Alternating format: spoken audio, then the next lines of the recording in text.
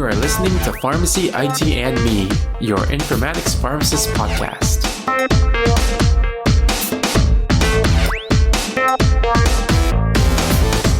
Hi everyone, this is Tony Dow, and welcome to another episode of Pharmacy, IT, and Me. As with every episode, we start this one saying that the intended audience for this episode are newcomers to pharmacy informatics. So last time, we talked about EMR adoption models, first few stages. And, again, MRAM or EMR AM, it's an 8-stage model, and it has stage 0 to stage 7. Last time we talked about stage 0, 1, 2, 3, and 4, and today we'll go over stage 5, 6, and 7. So let's just get right into it. So, stage 5 is where there's more focus on physician documentation with templates and also device protection. What does this mean? Basically, all the documentation that providers do, like, progress notes, histories, discharge summaries, and more would be capable of working with templates. Providers would be able to use these templates to pull in data that's already documented in the hospital or in the system. And again, the rule is that the physicians need to do this at least 50% of the time. In addition, this stage is also where the nurses have order and task completion rates that can be tracked. And device protection in this stage means the ability to detect a threat to a certain user device and also the ability to remotely wipe that device if necessary. So what I've seen is that, this would be like an institution provided laptop or something. And then if the laptop was stolen, then the institution has the ability to remote into that laptop and then wipe it completely so information doesn't get leaked out. So stage 6 is where it gets pretty interesting and extensive. And this is what I'm quoting straight from the model, but it says technology-enabled medication, blood products, and human milk administration, risk reporting, full clinical decision support. All right, so what does that mean? Let's break it down. Technology at this point is used for a completely closed loop process for administering various products, not just medication. So this would include blood products, human milk, and tracking blood specimens. These need to meet at least a 50% implementation in the hospital,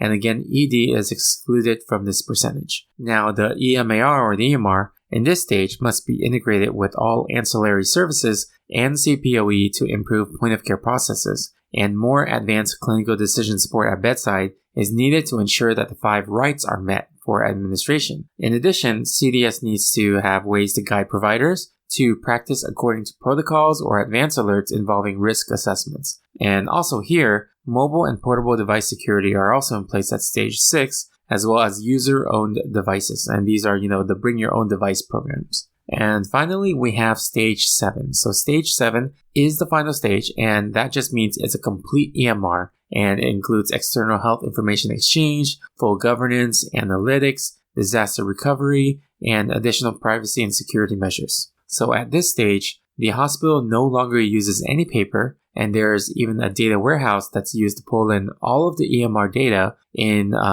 for pattern recognition, pattern detection, and other advanced analytics with the goal of improving patient care. Clinical information at this stage would be readily available and shareable with other entities that need to retrieve the data, so we have full health information exchange capabilities. At this stage, it's expected that physicians reach 90% CPOE and documentation, and the closed processes have reached 95% usage. So, alright, I really hope that you guys learned a lot from this stuff from the last 2 topic episodes where we focused on the EMR adoption model, and I do have plans to discuss the outpatient EMR adoption model as well as analytics maturity models in the future. So the outpatient EMR adoption model is a little bit different. It does have 7 stages, but the stages are kind of like tiered differently. So we will go over that in the future. But if you guys actually have any specific informatics models that you would like me to go over, feel free to send me a message and I'll consider it for a future episode.